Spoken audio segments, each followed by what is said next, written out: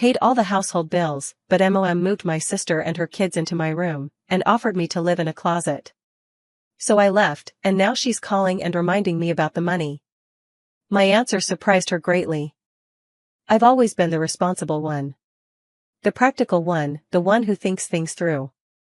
My name is Chloe, and for the past 5 years, I've been living what most would consider a successful life, great job in a neighboring state, company-provided housing, and enough income to help others. But success doesn't always mean happiness, especially when family is involved. Growing up, I watched my parents shower my older sister Sarah with attention and love. She was their golden child, their perfect firstborn, who could do no wrong. While I studied hard and planned for my future, Sarah floated through life on charm and our parents' endless indulgence. Don't get me wrong. I loved my sister, but I always knew where I stood in the family hierarchy. Every other weekend, I make the drive back home to visit my parents.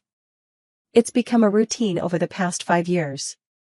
Finish work on Friday, pick up some thoughtful gifts from the shops near my apartment, and head to their house.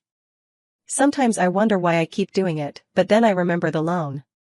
That cursed wedding loan that changed everything. 7 years ago, Sarah announced she was getting married to some rich guy she'd been dating. Instead of the reasonable wedding I suggested, she wanted something extravagant, way beyond our family's means. I still remember that evening when my parents told me about their plans to take out a loan for her wedding. Mom, Dad, this is crazy, I said, sitting at our kitchen table.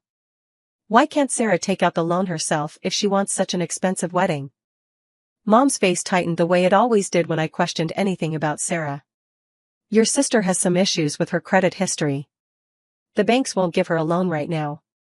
Then maybe she should have a smaller wedding? I suggested, already knowing the answer. Mind your own business, Chloe, Mom snapped. This is about your sister's special day. Don't be selfish. That was the word they always used when I tried to be the voice of reason, selfish. Dad just sat there, nodding along with Mom like he always did when it came to Sarah. I knew right then how it would all play out, but I had no idea just how bad things would get. Looking back now, I realized that weekend visit routine I maintained wasn't just about being a good daughter, it was about trying to fix what Sarah broke. Every 2 weeks, I'd pack up some small gifts, drive to their house, and pretend everything was normal. Pretend I didn't resent being the only one holding our family together financially. But last Friday, everything changed. I pulled up to their house like I always did, arms full of the usual thoughtful little presents I picked up. The moment I walked through that door, my whole world shifted. There, sitting in our living room like she'd never left, was Sarah. And she wasn't alone, 2 small children I'd never met were playing at her feet. The sight of them hit me like a physical blow. My sister, who'd disappeared from our lives without a trace, who'd blocked me on every social media platform, who'd ignored every email I'd sent about the loan, she was just sitting there, acting like nothing had ever happened. And our parents? They were beaming at her like she was the prodigal daughter returned from war, not someone who'd abandoned them to financial ruin. Oh, hey Chloe, Sarah said casually, as if we'd seen each other yesterday. Then she turned toward the kitchen and shouted, Mom, I'm starving. Is my favorite dish ready yet? I stood in the doorway, gifts growing heavy in my arms, watching my parents' faces light up at Sarah's demanding tone. Some things, it seemed, never changed. But others were about to change in ways none of us could have predicted. Dinner that night was surreal. Mom bustled around the kitchen, preparing Sarah's favorite dishes, while my small gifts sat forgotten on the side table. Dad couldn't stop grinning as he watched his grandchildren, my niece and nephew, I guess, playing in the living room. They were cute kids, about 5 and 3 years old, but I couldn't help feeling bitter that I'd never even known they existed until now. So, I finally broke the uncomfortable silence as we sat around the dining table. What made you decide to come back, Sarah? She shrugged, shoveling another forkful of food into her mouth. Just missed Mom and Dad, that's all. Her tone was casual, as if she hadn't ghosted us all for 5 years. I took a deep breath, trying to keep my voice steady. Does this mean you're finally going to help pay back the loan they took out for your wedding? The temperature in the room seemed to drop 10 degrees. Sarah's face flushed red with anger, but before she could respond, Mom jumped in. Chloe, this isn't the time to talk about money. She scolded. Can't we just be happy that the family is finally together again? I wanted to scream. The family is together again? What about the past 5 years when I was the only one helping them stay afloat? Every month, without fail, I'd been sending $1,500 to cover their bills and groceries, because they couldn't manage after paying Sarah's wedding loan. But sure, let's not talk about money. The rest of the weekend passed like I was invisible. Mom and Dad spent every moment doting on Sarah and the kids, while I might as well have been a piece of furniture. Before leaving on Sunday, I caught Sarah alone in the kitchen. "How long are you planning to stay?" I asked, trying to sound casual. "Oh, not long," she said, waving her hand dismissively. "Mark's waiting for me back home. We just needed a little vacation." Mark, her rich husband, who supposedly controlled all their money so tightly that she couldn't help pay back the loan her own parents had taken out for her wedding. The same parents who were now acting like she was some kind of returning hero. As I drove back to my apartment that evening, my phone buzzed with a text from Mom. "Sarah sent us pictures of her beautiful house. You should see their kitchen. It's gorgeous." I gripped the steering wheel tighter, fighting the urge to reply with what I was really thinking: maybe she could sell that gorgeous house and pay you back for her wedding. But I stayed silent. I always stayed silent. The next 2 weeks would bring a flood of calls from Mom, each one gushing about Sarah, her house, her clothes, her children. Every conversation felt like a knife twisting in my gut. The daughter who'd abandoned them was suddenly the star of every story, while I, the one who'd been supporting them for years, barely got a mention. When I arrived at my parents' house that next weekend, something felt off, before I even opened the door. Mom and Dad's cars were in the driveway, but they didn't come to greet me like usual. Instead, I found them sitting in the living room, looking troubled. "What's wrong?" I asked, setting down my purse. "Did something happen?" Mom barely looked at me. "Sarah and the kids will be here soon. They're staying for a few days. We need to prepare the house." I forced myself to take a deep breath. "Okay, but please don't touch my room. I need somewhere to stay when I visit." I looked directly at Mom. "Promise me you won't give away my room." "Of course not, sweetheart," Mom said, crossing her heart. "I promise." The next 2 months flew by in a blur of work. I landed a massive project that demanded all my attention, earning praise from my boss, but leaving little time for family visits. My calls with Mom became shorter and more distanced. She was busy too, though I'd later learn what that really meant. Finally, after successfully completing the project and receiving a nice bonus, I decided to surprise my parents with an extended visit. I splurged on gifts, a high-end coffee machine for Mom and a premium tool set for Dad. After 2 months away, I was actually looking forward to spending time with them. The moment I walked through the door that Friday evening, I knew something was terribly wrong. Sarah's kids' toys were scattered everywhere. Mom's face went pale when she saw me. "Chloe, what are you doing here?" The question hit me like a slap. "I came to visit." Like I had been for the past 5 years? "Oh," Mom replied, looking uncomfortable. "We weren't expecting you." Sarah emerged from the kitchen, smirking. When I presented the gifts to our parents, she rolled her eyes. "Always trying to show off, aren't you, Chloe?" I ignored her and asked pointedly, "When are you heading back home?" Sarah's smirk widened. "I'm not. Mark and I are divorced. This is home now." The coffee machine nearly slipped from my hands. Divorced? The supposedly perfect marriage that had justified all those loans and sacrifices was over? And she was moving back in with our parents, who hadn't even finished paying for her wedding? But the worst was yet to come. After dinner, I headed toward my room, only to be stopped by Mom's nervous voice. "Honey, about your room." We gave it to Sarah, and we turned her old room into a nursery for the kids. The world seemed to tilt on its axis. "You promised," I whispered, "you promised you wouldn't touch my room." "Don't be so dramatic," Dad cut in, "we cleared out the storage closet for you. Put a bed in there and everything." A closet. They had moved me to a closet to make room for the daughter who had abandoned them. The daughter whose debt they were still paying off. The daughter I had been supporting them to support. A closet? My voice came out eerily calm. "You're moving me to a closet after I've been helping you pay bills for 5 years? I turned to my sister. What about work? How are you planning to contribute to the household? Sarah lounged on what used to be my bed, examining her manicured nails. I don't need to work. Mark's paying good alimony, enough for me and the kids. And what about mom and dad's expenses? I pressed. The utilities for 3 more people? The groceries? The loan they're still paying off for your wedding? Mom and dad don't mind covering that. Sarah shrugged. Right? Our parents nodded quickly, like bobbleheads on a dashboard. I felt sick watching them. They don't mind, because I've been sending them $1,500 every month. I said through gritted teeth. Money that's apparently been supporting you now too. Dad's face darkened. That's enough, Chloe. You're being selfish and arrogant. The closet is perfectly fine for your visits. Selfish? I laughed bitterly. I'm selfish for sending you money every month while she, I pointed at Sarah, disappeared for 5 years after sticking you with her wedding loan? We're tired of your tantrums, Mom snapped. If you can't accept this situation, maybe you should leave. Sarah's smug smile was the last straw. I looked at their faces, my father's stern disapproval, my mother's dismissive anger, my sister's entitled satisfaction, and something inside me finally broke. Without another word, I turned and walked out. Not just out of the room or out of the house, but out of their lives. They didn't try to stop me.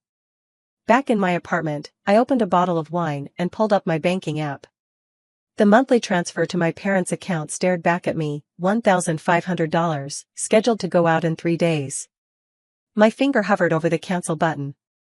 All these years, I'd been the responsible one. The good daughter. The one who helped without complaining. And what had it gotten me?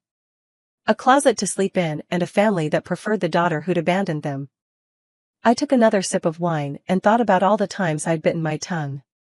All the times I'd sent money while Sarah lived in her beautiful house, showing off her perfect life on social media. All the times my parents had dismissed my concerns and catered to her whims. The choice was clear. With a decisive tap, I canceled the recurring transfer. Let Sarah help them now.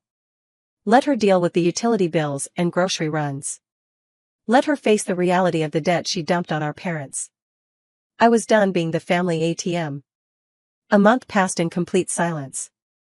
No calls from Mom about Sarah's latest purchases. No messages about the grandchildren's cute antics.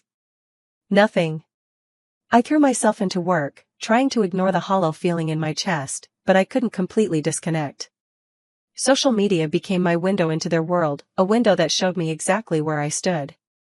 Mom's Facebook page was filled with photos, my beloved daughter and her beautiful children. Sarah and Mom baking cookies. Sarah and Dad at the park with the kids. Happy family moments that didn't include me. Each post was like a knife twist, but I refused to look away. I needed the reminder of why I'd made my decision. Then came the call I'd been expecting. Why hasn't the money come through? Mom demanded without even a hello. Her voice was sharp, accusatory. I kept my voice steady. I canceled the transfers. The silence on the other end lasted so long, I thought she'd hung up. Then, you what? I canceled them. I repeated, I'm not going to help anymore. You can't do that. Mom's voice rose to a shriek. We need that money. How could you be so selfish? I almost laughed at the familiar accusation. Selfish? I've been supporting you for 5 years while Sarah lived in her fancy house and posted pictures of her shopping sprees. Let her help you now. She has children to take care of. Mom's voice cracked with anger. You ungrateful little, after everything we've done for you. Done for me? Now I did laugh. Like moving me into a closet? Or taking out a loan for Sarah's wedding that you're still paying off? Or maybe you mean ignoring me for the past 5 years unless you needed money? You're just jealous of your sister, Mom spat. You always have been. You're being cruel and... I hung up, my hands were shaking, but not from guilt. For the first time in years, I felt in control. The text messages started almost immediately. Sarah's came first. You jealous thing. You've always hated that Mom and Dad love me more. You're just bitter and mean. I deleted it without responding. Dad's message was shorter. Your mother is crying because of you. I hope you're happy. Happy wasn't the word. Tired, maybe. Tired of being the family's backup plan. Tired of watching them prioritize Sarah, no matter how many times she let them down. More messages followed, each one more desperate or angry than the last. I read them all but responded to none. Let them feel what it was like to be ignored for a change. A week later, my phone rang again. Mom's number.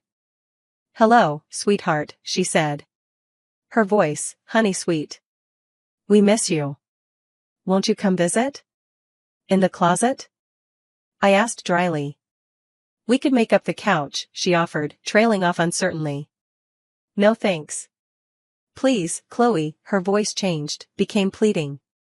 We're struggling without your help, the bills are piling up, and that's not my problem anymore, I cut her off. You chose this when you kicked me out of my room for Sarah again. Mom started crying over the phone, those manipulative sobs I'd heard so many times before when she wanted something. You're being so cruel, Chloe. We're your parents. We need help with the bills, the loan payments. The loan payments for Sarah's wedding. I reminded her. The wedding she stuck you with and never helped pay for. Why don't you ask her for help? She has children to support. Mom's voice turned shrill again. With Mark's alimony, I countered. The alimony she brags about but won't share with you. Face it, Mom. She's using you again, and you're letting her. That's not true. She's changed. I shook my head even though she couldn't see me. No, she hasn't, but I have. I hung up again, blocking their numbers this time. I was done with the guilt trips, done with the manipulation, done with being the family's financial safety net, while being treated like an unwanted house guest. That night, I opened my laptop and started researching housing options. The money I'd been sending my parents each month would make a decent down payment on my own place.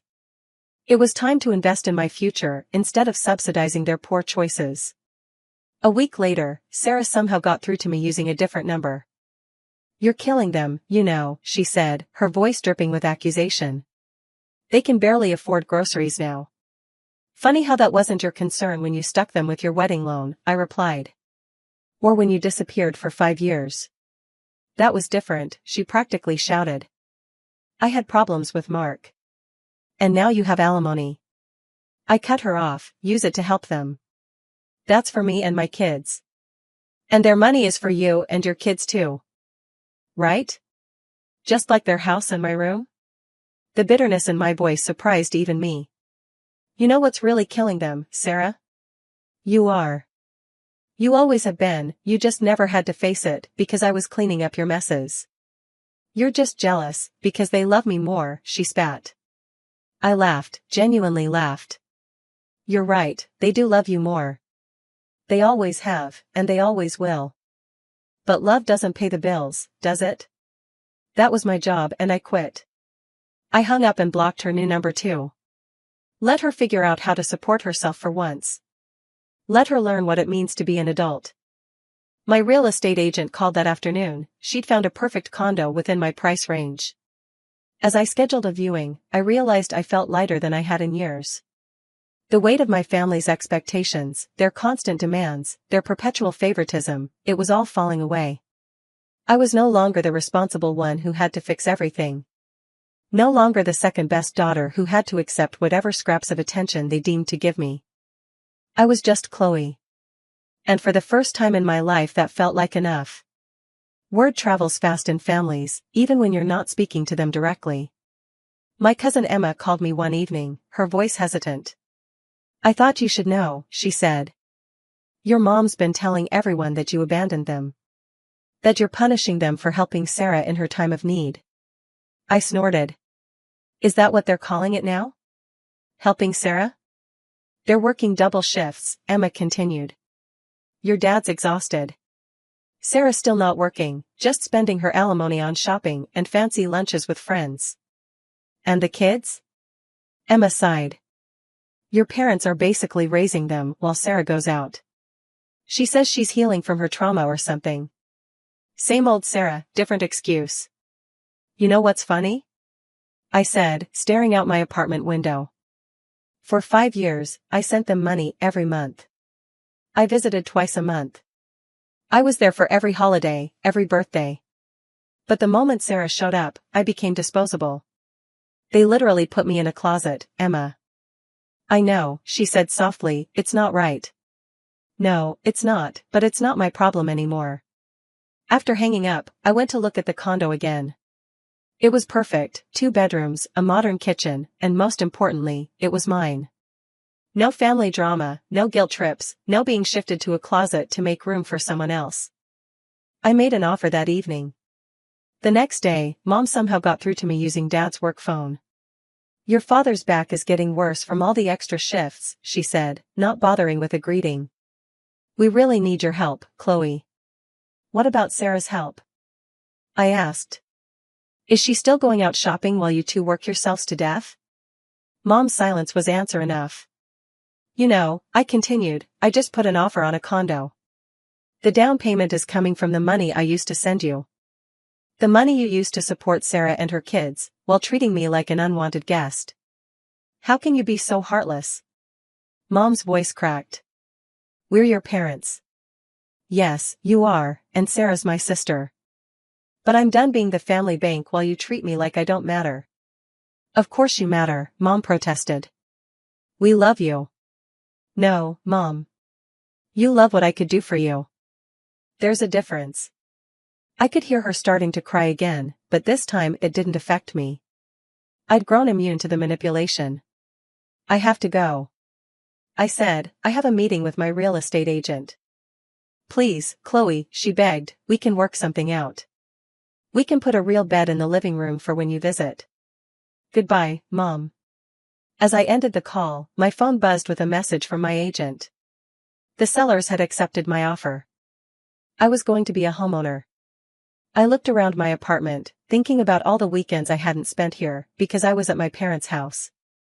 All the money I hadn't saved, because I was supporting them. All the times I'd put my life on hold to be their backup plan. Time has a way of putting things in perspective. From my new condo's balcony, I can see the city skyline, a view I'd never have if I was still sending my money to support Sarah's lifestyle. The mortgage payments are manageable, and for the first time in my adult life, I'm investing in my own future instead of paying for my sister's past. Emma keeps me updated on the family situation, though I never ask. Sarah's still living with our parents, spending her alimony on designer clothes and spa days, while throwing occasional scraps toward her kids' expenses. Mom and Dad are working extra shifts at their jobs, their faces showing the strain of supporting 3 additional people well into what should have been their easier years. They finally paid off Sarah's wedding loan, the debt that started this whole mess. The irony isn't lost on me that they finished paying for a marriage that didn't even last. I heard Mom told Aunt Julie that they could finally breathe easier, but then immediately complained about how their ungrateful younger daughter had abandoned them in their time of need.